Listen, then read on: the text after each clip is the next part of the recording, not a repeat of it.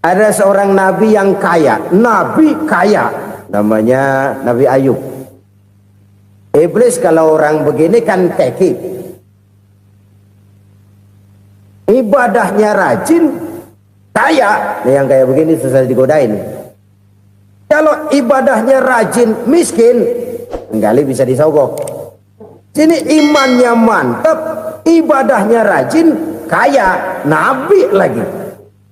Oh, tapi namanya iblis, nggak kurang akal. Laporan, Tuhan, kenapa Les? Ya ini bahasa saya, bahasa Qurannya sih nggak gitu. Itu hambamu yang namanya Ayub, dia rajin ibadah cuma karena dikasih kaya aja. Coba kasih miskin dia, berhenti dia sembahyang. Ah, kamu bisa aja. Saya tahu Ayub itu hambaku yang ikhlas. Saya buktiin Tuhan, silahkan. Dibuktiinlah, iblis turun ke alam ini. Yang mula-mula dia lakukan, dia rusak sawah ladang Nabi Ayub, dia binasakan binatang ternak Nabi Ayub, sehingga dalam waktu singkat jatuhlah Nabi Ayub dari orang paling kaya jadi orang paling miskin. Beliau masih ibadah di mihrab dalam masjid, datang iblis. Saudara Ayub, ya, lagi ngapain? Ibadah, nyembah Allah, nyembah Allah. Oh, percuma. Kenapa? Tuhan yang ente sembah nih, dia udah bikin miskin ente. Sawah ladang ente hancur lebur, binatang ternak binasa. Sekarang ente jadi orang paling miskin. Ngapain nyembah Tuhan kayak begitu? Tekor. Udah berhenti dah ibadah, berhenti ibadah. Ini iblis sama Tuhan lapornya lain, yang dikerjakan kepada Nabi Ayub juga lain. Benar begitu iblis, kata Nabi Ayub. Iya. Sawah ladang saya habis, buras. Binatang ternak saya binasa, binasa. Saya miskin, bangpak. Apa jawab Nabi Ayub? Bukan innalillahi, ini hebat. Alhamdulillahillazi a'tani wa akhza minni. Segala puji bagi Allah yang telah memberikan harta kepada saya dan sekarang mengambilnya lagi. Alhamdulillah. Allah yang ngasih, Allah yang ambil. Itu mah urusan Allah. Iblis cuman ibadah jalan terus, sujud lagi Nabi Ayub. Iblis seleher gondok banget. Dasar Nabi nggak mempan dia apa-apain. Miskin malah alhamdulillah. Allah yang ngasih, Allah yang ambil. Jadi kalau kita tidak komit, kita tidak terikat kepada kaya, miskin, senang, susah, apa yang bisa bikin kita susah? Jadikan kekayaan, kemiskinan, jadikan senang, susah sebagai anak buah yang bisa kita atur. Jangan kekayaan ngatur kita, jangan kemiskinan ngatur kita. Kita yang harus mengatur mereka. Senang, susah, kaya, miskin, bahagia, sengsara, jadikan itu anak buah yang bisa kita atur. Kalau sekarang kita kaya, lain saat boleh jadi kita miskin, semiskin-miskinnya. Allah yang ngasih, Allah yang ambil. Tenaga mana yang bisa menghalangi? Ibadah jalan terus. Iblis makin gondok. Dasar Nabi loh. Akhirnya apa? Nabi Ayub dikerjain, diberikan penyakit. Demikian fatal penyakitnya. Bayangin, udah miskin sakit. Masya Allah. Miskin sakit. Sakitnya nggak lama, kira-kira 16 tahun. Istrinya 3, 2 mental minta ceraiin. Ngerawatin laki bengek begini. Senang belum tentu, susah udah pasti nih. Cerai aja, cerai dah. Cerai. Tinggal satu Siti Rahmah yang setia menemani beliau. Sesetia-setianya hati perempuan. Satu saat Siti Rahmah bilang, "Bang, iya, abang kan Nabi bang. Lalu namanya Nabi kan doanya jarang meleset bang. Maksud kamu minta kenapa sih sama Tuhan biar abang sembuh baik dah bang?" Siti Rahmah, iya. Saya sakit berapa tahun sih dah? 16 tahun bang. Sebelum ini saya sehat berapa tahun? Ya kira-kira 60 tahun bang. Nah coba ente banding-bandingin Rahmah. Saya dikasih sehat 60 tahun, dikasih sakit 16 tahun. Sudah nggak sabar mau doa kepada Allah minta sembuh. Saya malu kepada Allah. diuji dengan yang luar biasa seperti ini, tidak mengganggu stabilitas kehambaannya. Dia tetap menghamba kepada Allah Subhanahu wa ta'ala. Saudara-saudara kaum muslimin rahimakumullah, kunci menghadapi kesulitan itu apa? Allah jelaskan dalam satu ayat, wa basyiris sabirin alladzina iza asabathum musibah qalu inna lillahi wa inna ilaihi raji'un. Gembirakan orang-orang yang sabar. Siapa mereka itu? Yang apabila mendapat musibah mereka kembali kepada keyakinan dasar, segalanya dari Allah dan segalanya akan kembali kepada Allah. Ini konsepsi dasar dari sikap muslim dalam menghadapi berbagai kesulitan. Segalanya dari Allah, segalanya akan kembali kepada Allah. Kalau ini sudah kondisi dasarnya, maka kita akan lapang menghadapi kenyataan bagaimanapun pahitnya. Apakah itu namanya miskin, apakah itu namanya sakit, bahkan maut sekalipun. Maut sekalipun, segalanya dari Allah, segalanya akan kembali kepada Allah. Ini sikap hidup, bukan sekedar ucapan. Kita kadang-kadang menjadikannya sebagai ucapan. Mulutnya sehingga berhenti, innalillahi wa inna ilaihi raji'un, tapi nangisnya terus gerung-gerungan. Bukan itu, ini kesadaran moral. Kalau segalanya dari Allah, segalanya kembali kepada Allah, kan sebenarnya cuma nunggu giliran. Hari ini saya nyembayangin dia, entah hari apa saya disembayangin orang. Hari ini saya antar dia ke kubur, entah hari apa orang nganterin saya ke kubur. Hari ini saya tahlilkan dia, entah nanti kapan orang tahlilkan saya. Segalanya dari Allah, segalanya akan kembali juga kepada Allah. Oleh sebab itu saudara-saudara, kesulitan bukan untuk ditakuti. Kesulitan justru untuk diatasi, dicarikan jalan keluarnya. Dan tidak ada orang yang tidak pernah mendapat kesulitan. Tidak ada. Semakin tinggi status sosial, semakin tinggi kualitas keimanan, semakin besar juga tingkat kesulitan.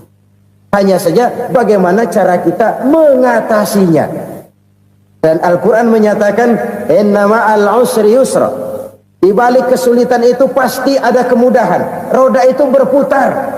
Karena itu Rasulullah sallallahu alaihi wasallam mengingatkan kepada kita, ta'arraf ilallahi fir raha ya'rifka fis syiddah.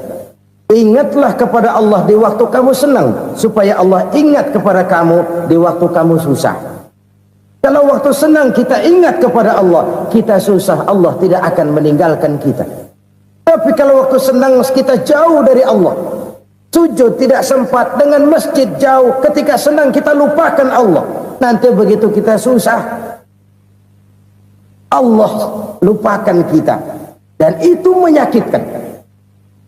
Oleh karena itu orang-orang tua kita dulu bilang, kalau lagi sehat ingat-ingat lu bakal sakit nanti. Kalau lagi kaya ingat-ingat satu saat kita bakal jatuh miskin. Bahkan kalau lagi muda ingat-ingat kita bakal tua. Dan yang terpenting, kalau lagi hidup ingat-ingat kita bakal mati. Saudara-saudara kaum muslimin rahimakumullah. Jadi yang kedua yang merupakan perbendaharaan surga, menyembunyikan musibah. Saudara-saudara kaum muslimin rahimakumullah. Hal ketiga yang merupakan perbendaharaan surga adalah wasilatur rahmi. Orang yang suka bersilaturahmi.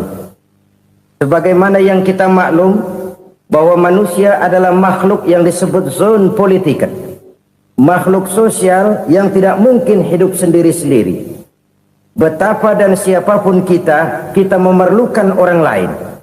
Bodoh betul manusia kalau tinggal di tengah masyarakat tapi tidak mau bermasyarakat. Merasa hebat sendiri, pinter sendiri, gagah sendiri, kaya sendiri. Mungkin kalau mati juga ngubur sendiri. Jangankan kita di sini, di sorga saja Nabi Adam waktu sendirian bengong melulu, mondar mandir. Allah tegur dam sepi dam. Ya ini kalau bahasa saya. Iya Tuhan sepi ini nggak ada coret-corekan pisan ini. Diciptakan Siti Hawa baru anteng Nabi Adam. Itu di sorga. Cobalah. Umpamanya saudara tinggal di Jakarta nih. Kayak bener. Apaan aja di Jakarta punya saudara dah. Pembuatan semanggi ambil. Monas, Buntel bawa pulang, hotel-hotel ambil semua. Cuman tinggal di Jakarta sendirian, apa enaknya? Betapa dan siapapun kita perlu orang lain. Tidak ada seorang pun yang bisa memenuhi kebutuhan hidupnya secara sendiri-sendiri. Nah, Islam telah menyelamatkan manusia dari ras diskriminasi, mengikat manusia dengan persaudaraan yang berlandaskan kepada akidah. Karena itu dianjurkan bersilaturahmi. Bahkan Nabi menyatakan, man arada ayyubsata lahu fi rizqihi wa yunsa'a fi atharihi falyasil rahimah. Siapa yang kepengen diluaskan rezekinya dan dipanjangkan usianya, banyaklah ia bersilaturahmi. Siapa yang kepengen dimudahkan rezekinya, hendaknya ia banyak bersilaturahmi. Kalau banyak teman, kesulitan kan paling tidak ada tempat cerita. Udah susah, sendirian kita pikirin diri, nggak ada tempat tukar pikiran. Cepet banget sama bengek. Dilawan sendiri. Nah, secara makro kita bisa berkata, tidak mungkin ada kemenangan kalau tidak ada kekuatan. Tidak ada kekuatan kalau tidak ada kesatuan dan persatuan. Tidak mungkin ada kesatuan dan persatuan tanpa semangat silaturahmi. Kalau umat Islam mau menang, dia harus kuat. Kalau umat Islam mau kuat, dia harus bersatu. Kalau umat Islam mau bersatu, dia harus membudayakan silaturahmi ini. Bahkan sampai-sampai kata Nabi, kalau bisa cari nilai tambah. Apa? Silman qata'ak. Bersilaturahmilah kau kepada orang yang marah denganmu. Masya Allah, indahnya ajaran agama kita. Orang yang marah pun kepada kita, kata Nabi, kalau bisa bersilaturahmilah kepadanya, kepada orang yang marah itu. Di situ nilai tambah. Cuman jujur nih hadis, ngucapinnya gampang, ngamalinnya yang berat banget. Orang marah sama kita disuruh silaturahmi, ada apa sama lu? Lu marah, ada gua marahan lagi. Tunggu pikirin. Saudara-saudara kaum muslimin rahimakumullah. Tapi ini yang diajarkan, bahkan ini yang dicontohkan oleh baginda Rasul. Bagaimana begitu mudah, misalnya satu saat Abu Jahal ini ngatur strategi bagaimana bikin Muhammad celaka. Dia gali lubang di depan tempat tidurnya. Dia tutupin daun korma. Terus dia panggil seseorang, ke sini. Kasih tahu Muhammad, pamannya sakit keras, minta ditengokin. Berangkat orang ini ke sana. Muhammad, labbaik. Pamanmu sakit keras, dia minta ditengokin. Baik, saya akan datang menjenguk beliau. Berangkatlah Nabi ke rumah Abu Jahal tanpa prasangka apapun. Abu Jahal udah pasang stil, selimut 3 rangkap setengah dipakai, persis kayak orang meriang. Tapi sembari ngintip dari balik selimut, begitu Muhammad buka pintu, nah masuk perangkap nih. Muhammad jalan menuju tempat pembaringan. Makin lama makin dekat, makin lama makin dekat, makin dekat ke lubang yang dipasang oleh Abu Jahal itu. Dalam hati Abu Jahal, terus dah jatuh, mampus dah lo ini. Mampus lo hari ini. Apa yang terjadi? Malaikat Jibril datang. Muhammad, pamanmu cuma pura-pura sakit. Di depan tempat tidurnya ada lubang perangkap supaya kamu jatuh ke situ. Sudah, kamu pulang. Balik kanan Nabi. Sudah hampir jatuh ke lubang, balik kanan, pulang. Bayangin kecewanya Abu Jahal. Muhammad dikit lagi, Muhammad dikit lagi. Enggak paman, saya pulang aja. Emosi bangun dari tempat tidur, enggak sadar kalau lagi pura-pura sakit. Lompat ngejar Nabi, dia lupa dengan lubang yang dia gali. Usrak, nyemplung sendiri ke dalam lubang.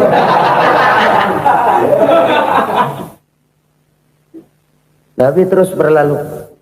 Ini terjadi keanehan.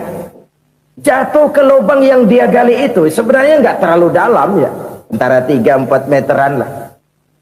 Tolong saya jatuh ke lubang ini. Datanglah pelayan-pelayannya itu. Angkat saya dari sini. Oh, yang ngulurin tambang. Satu gulung, belum juga nyampe itu tambang. Kurang, beli lagi ke warung. Sambung, ulur lagi, nggak juga bisa sampai. Wah, ini kerjaan Muhammad ini. Tolong, siapa salah seorang kamu ke rumah Muhammad, kasih tahu encangnya kecebur. Minta ditolongin. Sampaikan kepada Rasul. Kenapa? Pamanmu jatuh ke lubang, Muhammad minta tolong diangkatin. Tambang udah nyambung-nyambung gak nyampe juga. Ya, nanti saya datang, saya tolong. Coba. Nyata-nyata orang berniat jahat mau mencelakakan dia. Datang dia menolong. Ini yang disebut air tuba dibalas air susu ya ini. Bukan sebaliknya. Air tuba dibalas air susu. Paman, kecebur ya? Iya Muhammad, tolong ini. Pegang tangan saya. Nabi ulurkan tangannya. Nyampe. Dipegang oleh Abu Jahal. Diangkat ke atas. Sampai atas. Apa kata Abu Jahal? Sihirmu memang hebat Muhammad. Udah ditolongin dikata sihir. Yang enak kita kemplang kan itu orang begitu. Urusan apa? Tapi inilah akhlak. Kalau bisa kamu bersilaturahmilah dengan orang yang marah kepadamu sekalipun. Orang marah kita tetap baik. So, kalau kita berbuat baik sama orang yang memang baik, rasanya sih biasa-biasa aja. Orang baik kita baik lagi, ya draw aja, belum ada nilai tambah di situ. Baru ada nilai tambah kalau kita bisa berbuat baik kepada orang yang nyakitin kita. Itu namanya kita setingkat di atas dia. Dia sakitin kita, kita berbuat baik sama dia. Dia pelit sama kita, kita baik sama dia. Dia marahin kita, kita deketin dia. Di situ kita punya nilai tambah. Jadi siapa yang ingin diluaskan rezekinya kata Nabi dan dipanjangkan umurnya, hendaklah ia banyak-banyak bersilaturahmi. Sederhana sebenarnya silaturahmi, tapi silaturahmi membangkitkan semangat kesatuan dan persatuan. Kesatuan dan persatuan melahirkan kekuatan. Dalam matematika 1 ditambah 1 pasti 2. Tapi di tengah masyarakat, 1 orang takut ditambah 1 orang takut, hasilnya jadi 2 orang setengah berani. Kenapa setengah berani? Karena udah berdua. Tadi pan takut sendirian. Kalau dia kumpul turu-turu takut lah jadi berani. Kita yang lemah, kita yang tidak berdaya, kita yang miskin, kalau mau kompak bersatu, apa yang nggak bisa kita kerjain? Apalagi tinggal di kota besar, pilihan cuma 2. Bertahan atau minggir. Bertahan atau minggir. Untuk bisa bertahan harus mampu bersaing. Untuk mampu bersaing harus punya keahlian. Keahlian harus ditunjang dengan pendidikan, ditambah oleh kekompakan sebagai umat. Udah miskin mencar mulu, orang injak kita. Orang nggak pandang urusan apa malu. Oleh karena itu silaturahmi pada hakikatnya merupakan roh dari ukhuwah yang diajarkan oleh agama kita. Bagaimana Islam menyelamatkan masyarakat manusia dari ras diskriminasi, mengikat manusia, dan tidak ada persaudaraan yang lebih indah selain persaudaraan yang diikat dengan nilai-nilai akidah. Sepanjang orang di jalan Allah, itulah saudara kita. Keluar dia dari jalan Allah, selesailah persaudaraan sampai di situ. Karena itu, kalau ingin menyimpan sesuatu di surga, banyaklah bersilaturahmi. Datang ke rumah ini, datang ke rumah itu, dan lain sebagainya. Itu simpanan kita di akhirat nanti. Ini yang ketiga. Saudara-saudara, yang keempat, perbendaharaan surga itu apa? Wa qawlu la hawla wa la quwwata illa billah. Ucapan la hawla wa la quwwata illa billah. Ibadah kan ada yang berat, modalnya besar. Bangun masjid berat, modalnya besar. Bangun rumah sakit berat, modalnya besar. Ada ibadah yang berat tapi modalnya ringan. Misalnya puasa. Puasa itu berat, mengendalikan nafsu. Kalau sekedar nggak makan nggak minum sih enteng, mengendalikan nafsu. Itu jihad terbesar, tapi kan modalnya ringan, cuma niat saja. Ini ibadah berat, modalnya ringan. Ada ibadah yang ringan, modalnya juga enteng. Seperti termasuk ucapan la haula wa la quwwata illa billah. Tanpa sadar, la haula wa la quwwata illa billah, nyelengin tuh di surga. Nyelengin kita nggak terasa, nyelengin simpenan akhirat. La haula wala quwata illa billah, nyimpen lagi. Kaget, la haula wala quwata illa billah, nyimpen lagi. Banyak simpenan. Walaupun sebenarnya yang dimaksud di sini adalah kesadaran batin bahwa tidak ada daya dan kekuatan kecuali Allah. Itu intinya. Kita memulai pekerjaan disunahkan baca bismillah, kan begitu. Apa itu? Kesadaran moral bahwa ini saya bisa kerjakan. Saya kerjakan ini dengan menyebut nama Allah. Kenapa? Kalau Allah tidak memberikan daya dan kekuatan, mana mampu saya kerjakan ini. Maka saya kerjakan ini dengan menyebut nama Allah. Bismillah. Kesadaran moral. Manusia hanya wajib berusaha, tapi nggak pernah wajib berhasil. Banyak hal-hal yang kalau kita renungkan secara rasio nggak mungkin, tapi jadi kenyataan. La haula wala quwata illa billah. Tidak ada daya dan kekuatan kecuali bagi Allah semata-mata. Kesadaran moral akan kelemahan dan keterbatasan makhluk bernama manusia. Kadang kita kagum dengan otak, tapi kita sering lupa sama yang bikin otak. Padahal bagaimanapun hebatnya otak, yang bikin otak pasti lebih hebat dari otak. Nggak percaya, silahkan otak-otakan. Inilah kecenderungan. Kita kagum dengan pesawat-pesawat mutakhir, bukan main, besi gede banget terbang itu. Alangkah hebatnya. Lalu apa yang bikin otak tidak lebih hebat dari itu semua? Kita puji laut, apa yang bikin laut tidak lebih hebat dari laut itu? La haula wala quwata illa billah. Tidak ada daya dan kekuatan kecuali Allah. Apa yang bisa kita lakukan kalau tidak karena daya dan kemampuan yang diberikan oleh Allah kepada kita? Lahirlah sikap tawadu, rendah hati, tidak melonjak menjadi angkuh dan sombong, sadar akan kelemahan dan keterbatasan diri sebagai makhluk yang diciptakan oleh Allah Subhanahu wa taala. Jadi satu sisi ini ucapan yang berpahala, la haula, jadi wiridan.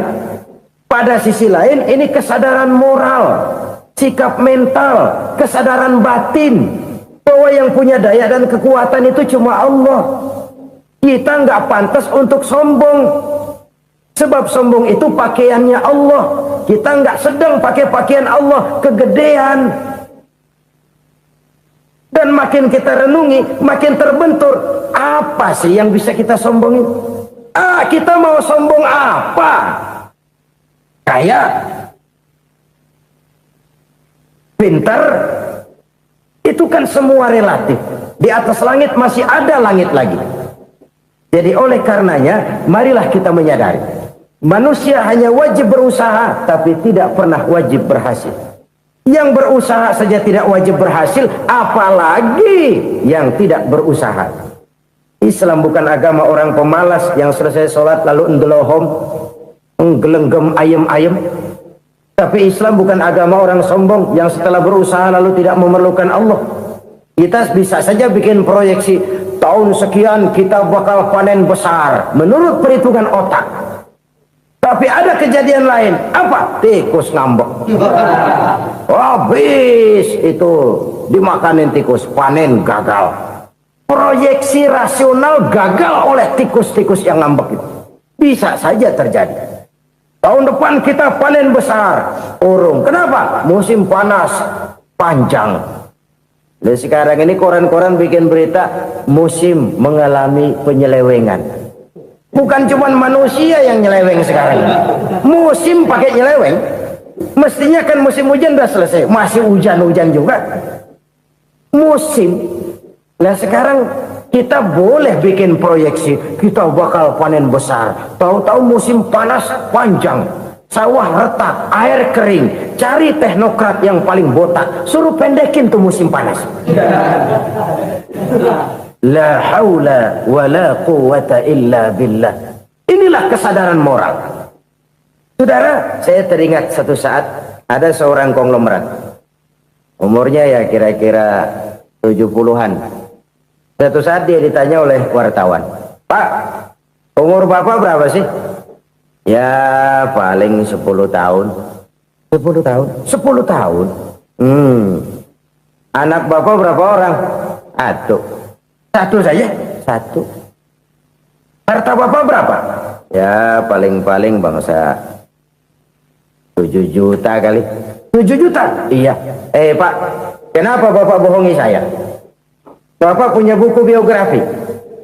Koran-koran, majalah-majalah banyak memuat cerita riwayat hidup bapak.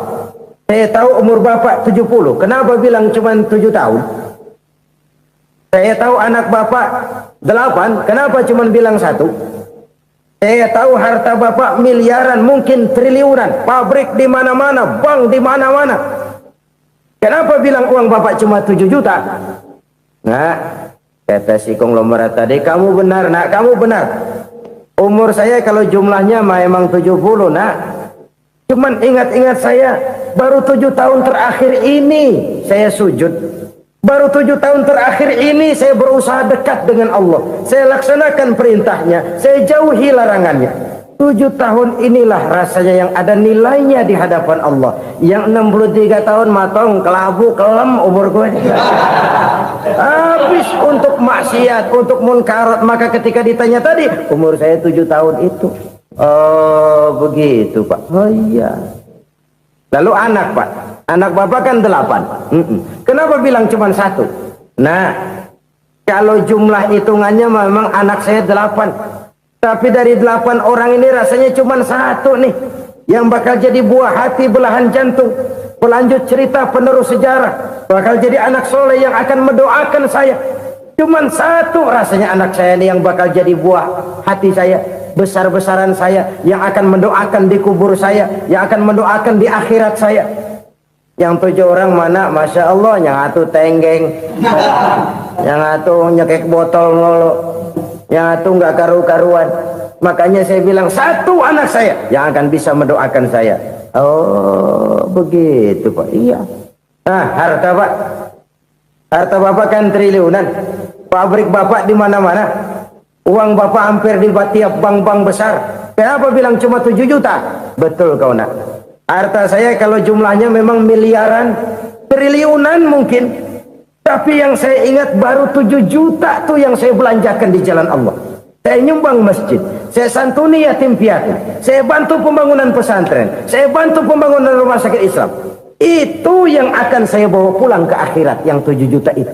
Yang triliunan itu nanti akan diperebutkan oleh anak-anak saya sebagai waris saya.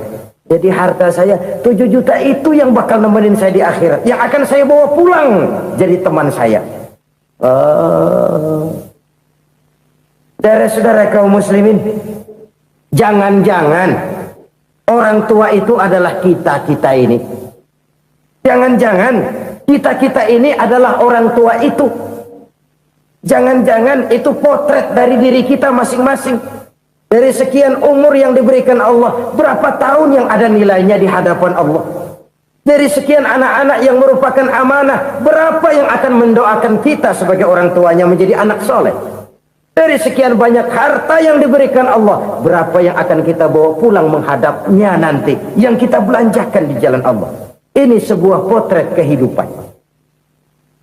Karena itu kita kembali kepada la haula wa la quwwata illa billah. Kita wajib berusaha, kita wajib berikhtiar. Selebihnya segala daya dan kekuatan hanya milik Allah saja semata-mata. Satu kesadaran batin dari setiap pribadi muslim.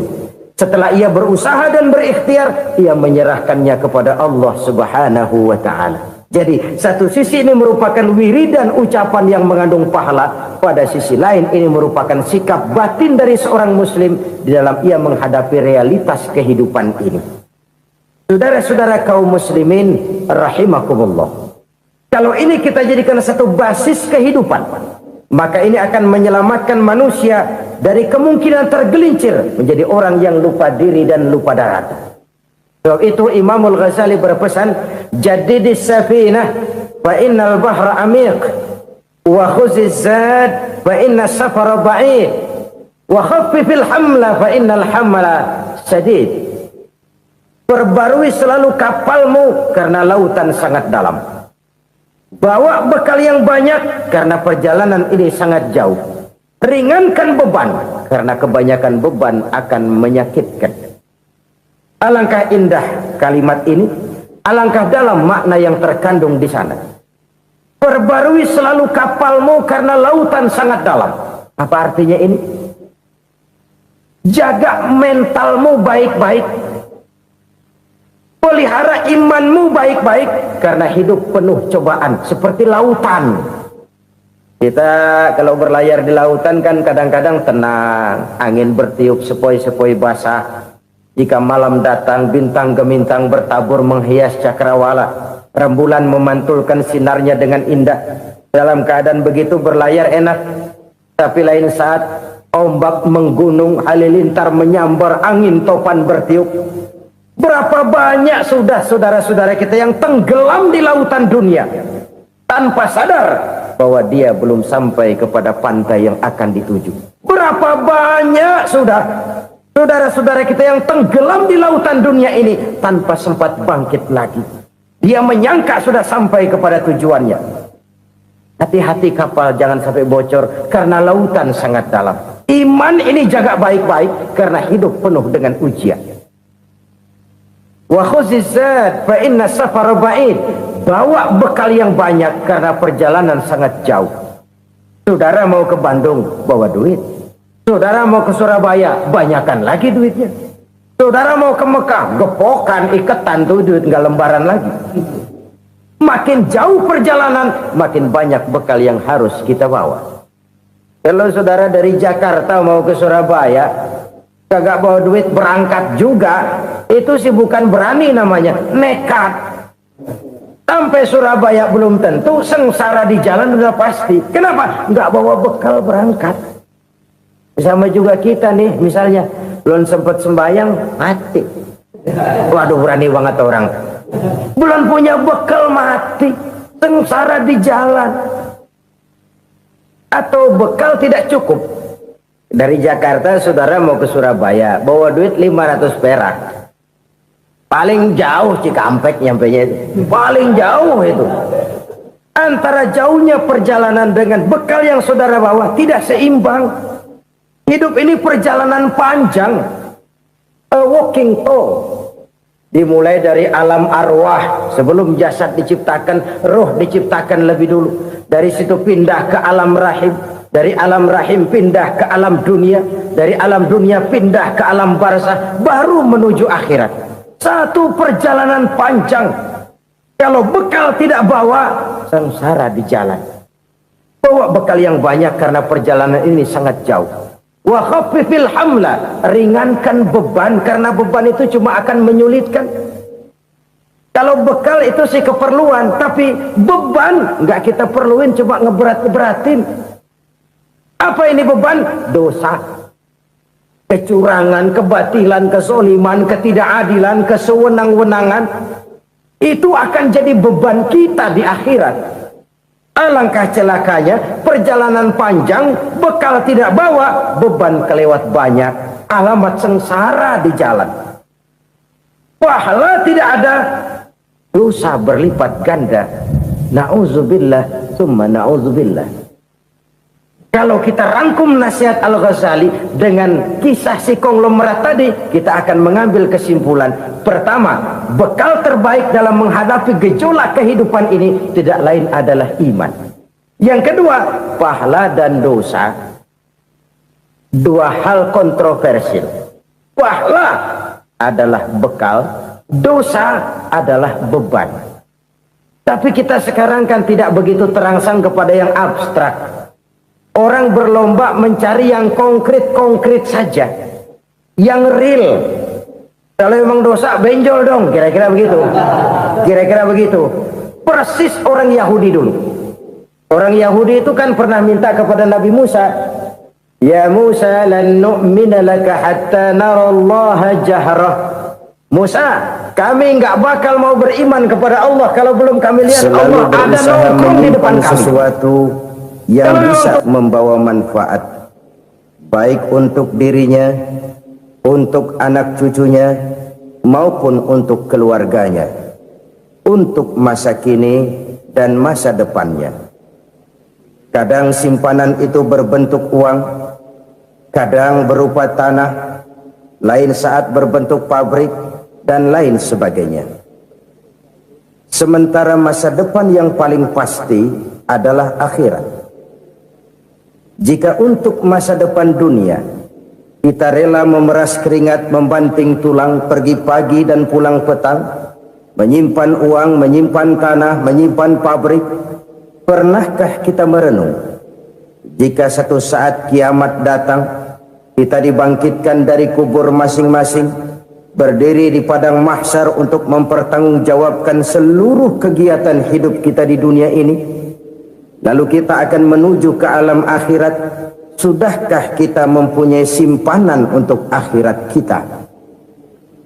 Pada pertemuan kali ini saya ingin menyampaikan sebuah hadis di mana Rasulullah sallallahu alaihi wasallam bersabda, "Arba'un min kanzil jannah." Simpanan sorga ada 4 macam. Yang pertama, ikhfa'us sadaqah, menyembunyikan sedekah. Saudara-saudara kaum muslimin, sebagaimana yang kita maklum bahwa Allah Subhanahu wa taala melebihkan sebagian rezeki dari kita terhadap yang lain. Ada yang kaya, ada yang setengah kaya, ada yang miskin, ada yang setengah miskin, dan selanjutnya. Ada yang gajinya kecil tapi penghasilannya gede. Ada yang penghasilannya gede tapi nggak punya gaji. Ada juga yang memang gajinya gede dan penghasilannya gede. Kelebihan rezeki merupakan sunnatullah dan tidak harus membuat kita merasa lebih dari yang lain. Bahkan sebaliknya, kelebihan itu harus membuat kita ringan tangan untuk menolong mereka yang memang memerlukan pertolongan. Kalau saudara diberikan ilmu, maka pertanyaan akhirat cuma satu: ilmumu kau amalkan untuk apa? Kalau saudara diberikan umur yang panjang, pengadilan akhirat juga bertanya satu: umurmu kau habiskan di mana? Tapi kalau saudara diberikan harta, pengadilan akhirat akan bertanya dua: hartamu kau dapat dari mana? Kau belanjakan kemana? Dari mananya ditanya dan kemananya juga ditanya. Oleh karena kita akan dimintakan pertanggungan jawab, maka amanah yang bernama harta ini harus kita gunakan dengan sebaik-baiknya. Ada penggunaan yang merupakan kewajiban, itu zakat namanya. Ada penggunaan yang sewaktu-waktu, itu infak namanya. Ada yang lebih sewaktu-waktu lagi, dan itu sedekah namanya. Zakat dia terikat oleh haul dan nisab, oleh putaran batas waktu dan ukuran dari harta itu sendiri. Sedangkan infak terikat oleh situasi dan kondisi perekonomian seseorang. Sedangkan sedekah tidak terikat dengan apapun. Dalam kondisi seperti apapun kita bisa melakukan sedekah dengan yang terkecil sekalipun. Sampai-sampai Rasulullah sallallahu alaihi wasallam mengajarkan, la tahqiranna minal ma'rufi syai'an walau an talqa akhaka biwajhin talik. Atau ada hadis, tabassumuka fi wajhi akhika laka shadaqah. Senyumanmu kepada temanmu adalah sedekah. Jadi untuk melakukan sedekah tidak harus dalam berbentuk uang. Dengan ilmu kita bisa sedekah, dengan tenaga kita bisa bersedekah, dengan pikiran kita bisa bersedekah, bahkan senyum kepada teman itu pun sedekah. Jadi kalau sedekah dengan uang memang belum punya uang, nyengir aja banyakin. Itu asal pada tempatnya, jangan lalu ketemu tiang listrik cengengesan. Tentu tidak pada tempatnya dan tidak wajar. Nah, sedekah yang paling dicintai Allah adalah sedekah yang disembunyikan. Artinya jauh dari sifat riya. Kan kadang-kadang ada orang sedekah itu disebutkan namanya. Apa tidak bagus? Kalau memang niatnya ikhlas, ya bagus-bagus saja. Untuk memberikan sugesti kepada yang lain. Di Fulan bin Fulan nyumbang sekian, diumumkan. Boleh kalau niatnya untuk memberikan rangsangan kepada yang lain supaya dia menyumbang lebih besar dari orang tadi. Tapi kalau itu mendatangkan ria, maka sodakoh yang paling dicintai Allah adalah sodakoh yang disembunyikan. Tangan kiri saja tidak tahu apa yang diberikan oleh tangan kanan. Sodakoh yang dilakukan dengan ikhlas akan merupakan perbendaharaan surga, tersembunyi dari pandangan orang lain, tidak seorang pun tahu. Karena memang sikap yang baik adalah melupakan kebaikan dan mengingat kesalahan. Itu salah satu ciri orang bahagia. Orang yang selalu mengingat kesalahannya dan berusaha melupakan segala kebaikannya. Kalau dia akan berada kebaikan, dia tidak bisa ikut, dia merasa rugi karena dia merasa belum pernah berbuat baik. Tapi kalau akan melakukan kesalahan baru, dia ingat kesalahan yang sudah-sudah, sehingga terhalang baginya untuk melakukan satu kesalahan baru. Demikianlah saudara-saudara, bahwa Allah melebihkan rizki sebagian kita dari yang lain, agar terjadi tolong-menolong dalam kehidupan ini. Jadi kesenjangan yang nature, kesenjangan yang alami, itu sunnatullah. Ada yang kaya, ada yang miskin, ada yang kelas menengah. Nah, kenapa lalu sekarang kita berusaha mengentaskan kemiskinan? Oleh karena adanya kesenjangan struktural. Kalau yang kaya bisa semakin kaya, kenapa yang miskin tidak bisa naik jadi ikut sedikit kaya? Sebab pada dasarnya Islam adalah agama yang sejak turunnya sudah berupaya memerangi kemiskinan. Bahkan dikatakan kemiskinan itu mendekatkan kepada kekufuran. Orang kalau miskin udah dekat banget sama kafir. Gampang menjadi kafir. Berapa banyak saudara-saudara kita yang oleh karena soal perut, oleh karena soal materi, terpaksa meninggalkan dan menanggalkan akidahnya, menjual petunjuk yang diberikan Allah dengan kesenangan dunia yang cuma sebentar ini. Na'udzubillah thumma na'udzubillah. Jadi makin kita sembunyikan satu sedekah, semakin banyak perbendaharaan kita di surga. Sedekah yang paling dicintai Allah adalah sedekah yang disembunyikan. Malahan ada seorang sufi, dia punya kebiasaan kalau pergi sholat Jumat dia bawa uang, itu uang dia taruh di bawah tikar masjid. Dia niat sedekah kepada siapa saja yang nemuin itu duit. Maksudnya apa? Supaya yang nemuin nggak tahu siapa yang punya duit. Demikian dia saking ingin menyembunyikan sedekahnya. Karena sifat ria itu bisa memakan amal kita sendiri. Ria itu termasuk menyebut-nyebut kebaikan kita. Orang yang suka nepuk dada, sedikit-sedikit ngitungnya kalau nggak gua. Tuh kalau nggak gua tuh. Tuh yang belas itu kalau nggak gua, kalau nggak gua. Iya kalau nggak lu kenapa emang? Orang yang suka menepuk jasa. Terus biasanya memang begitu saudara-saudara. Kalau perang lagi berkecamuk, orang nggak sempat ngaku jadi pahlawan. Tapi begitu perang selesai, yang kagak kenal bedil ngaku pahlawan, mas. Itu sesuatu yang biasa. Oleh karenanya, orang-orang yang ikhlas dalam bersodako, disembunyikannya sodako itu, Allah cinta betul. Malahan ada hadis memberikan jaminan, inna sodaqatal mar'il muslimi tazidu fil umri wa tadfa'u mitata su'i. Sesungguhnya sedekahnya seorang mukmin tazidu fil umri, bisa menambah umur panjang, wa tadfa'u mitata su'i, dan menyelamatkan manusia dari mati secara su'ul khatimah. Jadi siapa yang kepengen panjang umur, banyaklah sedekah. Yang bosan hidup, pelit terus. Sedekah menambah panjang umur dan menyelamatkan manusia dari mati secara su'ul khatimah. Pak, katanya umur itu nggak bisa ditambah, nggak bisa dikurangin.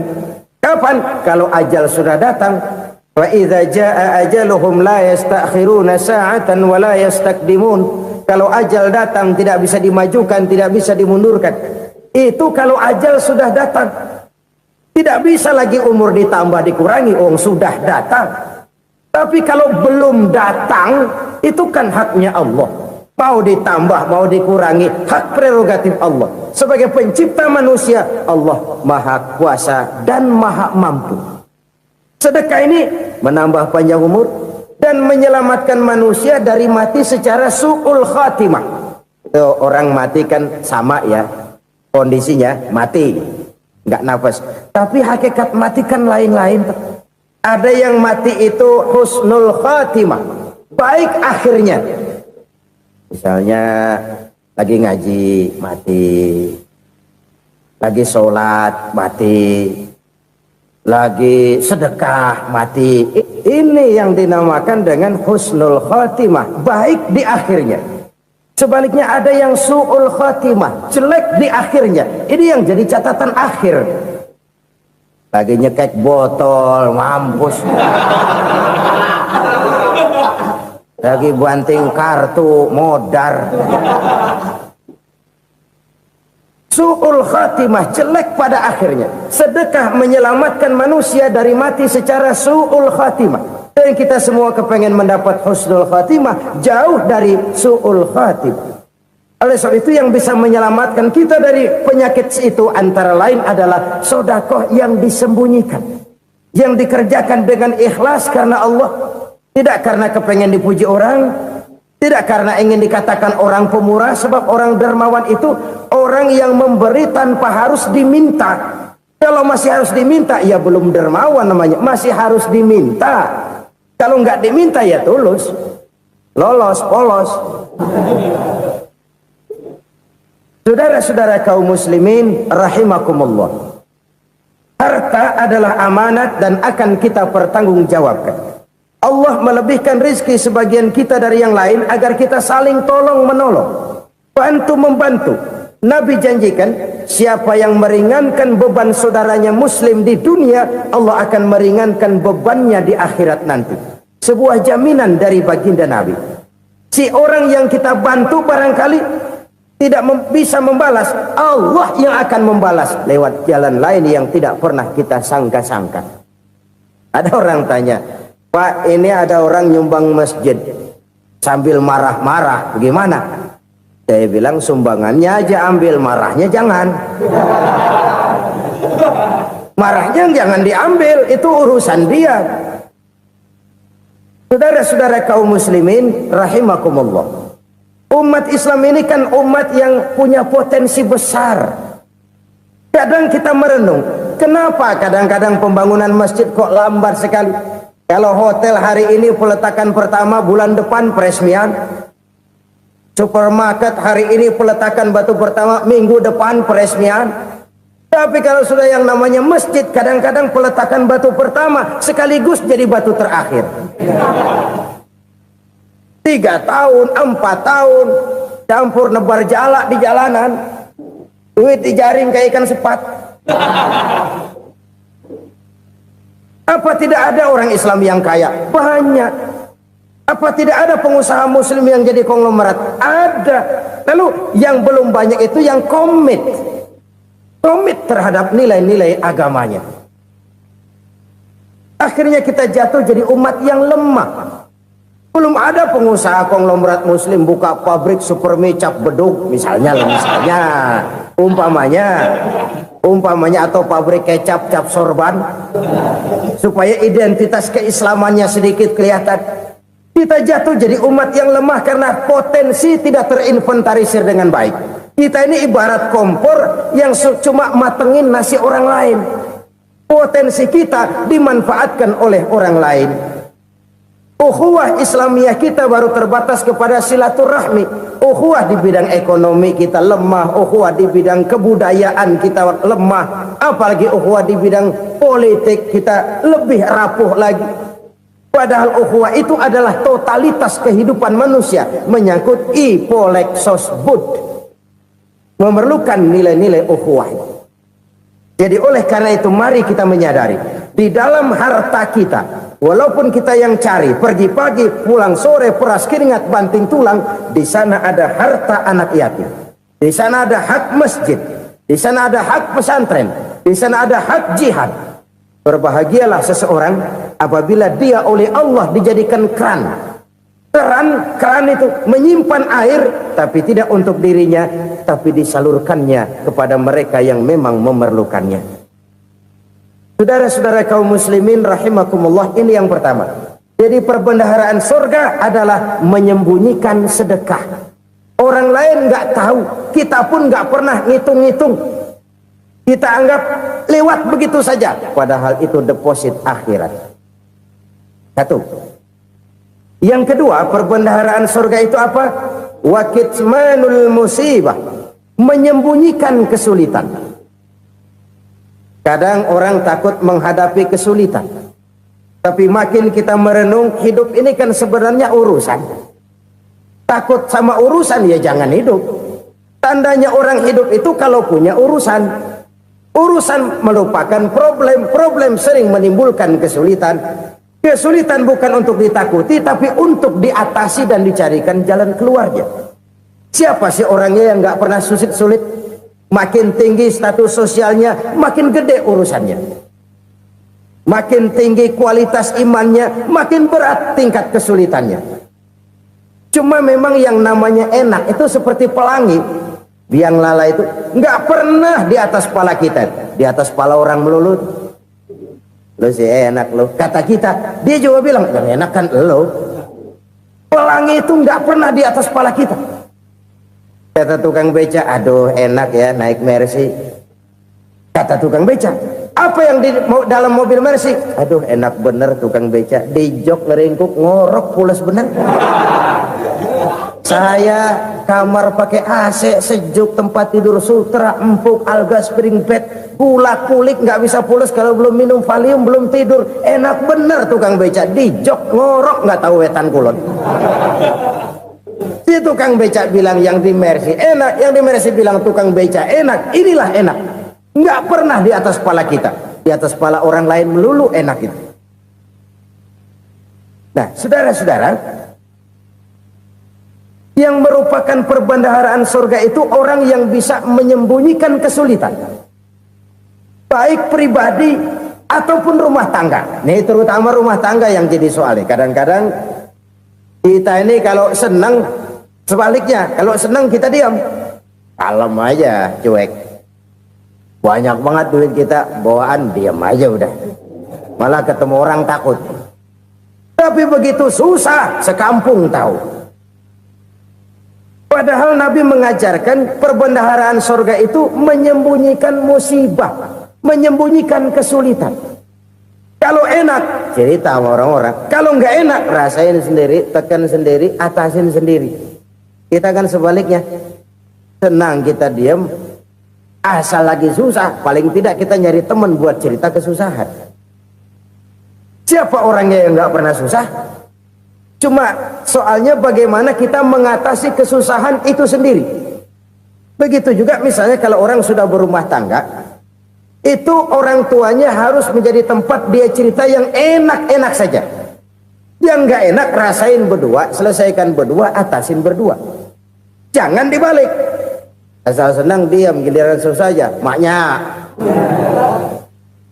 laporan. Terbalik. Bisa menjaga security informasi. Maka nama bayam keluar diem, malah seluitan. Enak amat lo makan daging ayam. Security informasi. Saudara-saudara kaum muslimin rahimakumullah, ujian yang terberat itu yang pernah diberikan kepada para nabi, para rasul, para aulia, para ulama. Makin tinggi keimanan, makin berat bentuk kesulitan. Ayo saya kemukakan satu contoh.